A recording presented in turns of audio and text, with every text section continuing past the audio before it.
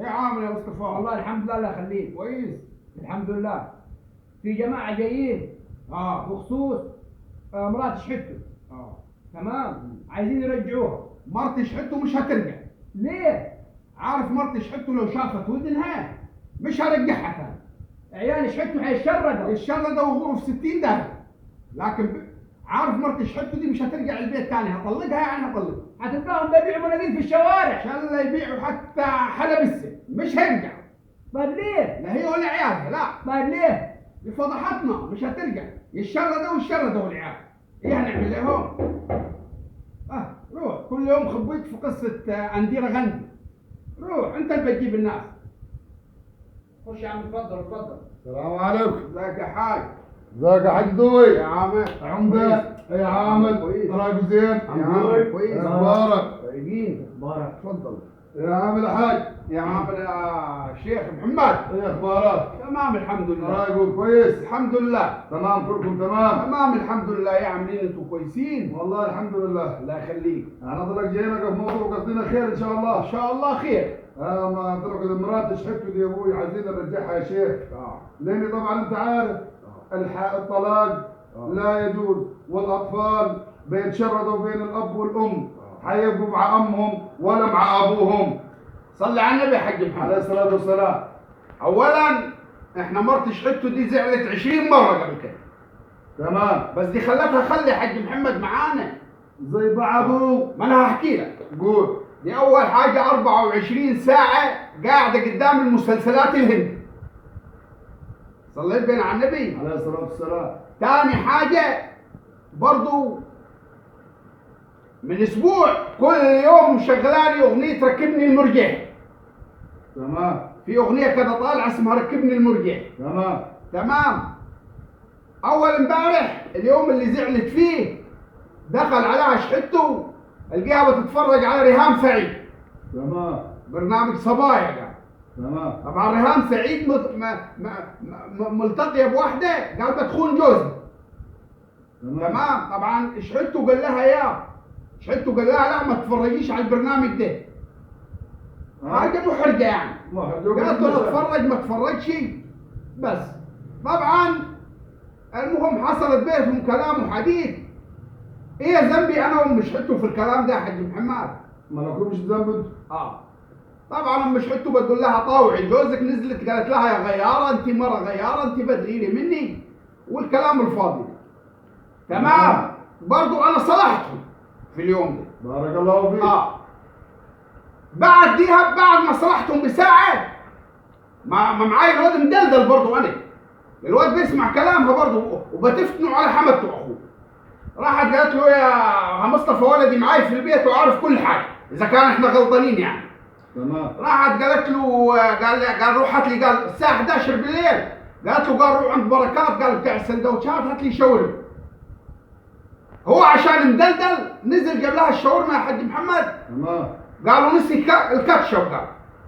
قال بالتعود بتاكل كاتشب اللي ابوها اللي جدها يا حاج احمد مش بيشبع في العيش الشمسي، ما جعان عايزه كاتشب.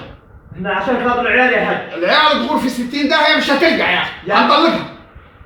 يا اخي اذا بعد قبلنا المره دي. يا ابوي ما هو ولدي معاي في البيت انا مصطفى، مش كله بيحصل ده حصل قدامك.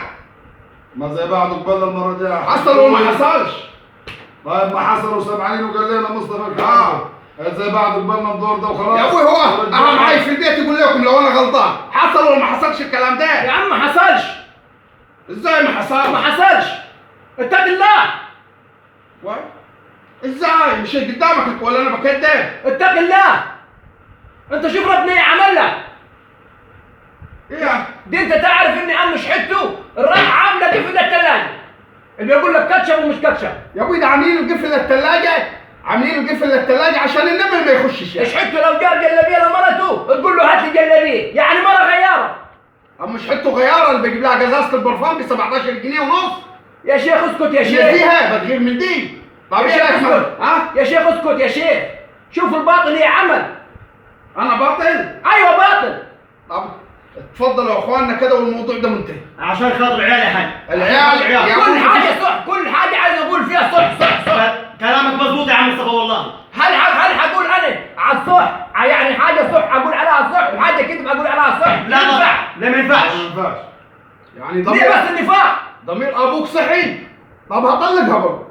ما انت امها بتجيب لك بيض يا مصطفى، وبتجيب لك جبنه، وبتجيب لك لبن، وبتجيب لك حاجات. شوف ما ها كل حاجه انت امك بترشي، لكن انا هطلقها، الموضوع في يدي يا حاج يعني محمد. نقول الصح يجيبوا له بيض. يا حاج محمد ما بتشحته هتطلق. يا اخي عشان خاطر ربنا لا يا ابوي، والعيال لا يا ابوي، انا ولدي خطبت له من نجي حماد، واحده ابوها شغال في مصنع الالومنيوم، حتى يجيب لنا حلل الالومنيوم، دي ما جايبهاش حاجه يا اخي، حتى العفش ما جايبهوش، وراحت فضحت مش حطه بتقول حاطه قفل على الثلاجه. طب ليه الثلاجه حط لها قفل؟ النمل بيخش يا اخي ياكل الحاجات. خلاص يا حاج محمد الموضوع انتهى. يعني القفل يا حاج محمد، القفل حيحرس النمل. خليكم مكاني انتم. احنا يا حاج جينا ما مش قاعد، امال ذاك النمل لو الثلاجه مقفوله بالقفل النمل هيعرف المفتاح فين، مش عارف هيخش ازاي. امال كله عامل قفول، ليه مال النمل؟ يا حاج احمد، يا حاج محمد اخر الكلام كده وكسرته عشان الراجل مريض وعندي الضغط. مرتي شحته يوم الجمعه الجايه هنطلق، وروح قول لناصر يا حاج وما حدش يجيني تاني. يا ده اخر كلام يا حاج. اخر كلام. ما فيش ان شاء الله حتى رجا ولا لا لا راحتك. لا ولا حاجه، الطلاق هو الحل. وهقول لكم حاجه ثانيه، ده مش كلامه، هو ده كلامهم مش حته. مش حته عشان مش حته بتحكم علينا. طب اتفضلوا كده يا اخواني، بس اتفضلوا، الموضوع ده منتهي وما حدش يقعدوا يشربوا شاي. شايك تشرب يا حاج. بارك الله فيك. بس خلي بالك اتق الله في العيال، لان العيال بكره حيتشردوا حيجيبوا لك جرايم العيال لابوهم، ماشي. وحيشيلهم ابوهم. خلي يجيبوا. انت اللي حتشيل جريمه العيال. لا تفضل. السلام عليكم. السلام عليكم. السلام عليكم. انا باطل. طب عاوز اقول تقول قدام الناس انا باطل، طب هعمل وبتقول لي بس انا بسمع كلام مش حته. طب ما يو- يعني بتحكم علي، بتحرجني قدام الناس. مش بشوفه ديتي انا. يا اخي ده الجلابيه اللي انت لابسها دي يا مصطفى، انا بتحرجني قدام الناس، بتحرجني قدام الناس. يعني عاد بكذب، يعني أنا حبكت. اكذب يعني حبكت. اكذب حماد يا ابن عمات انت.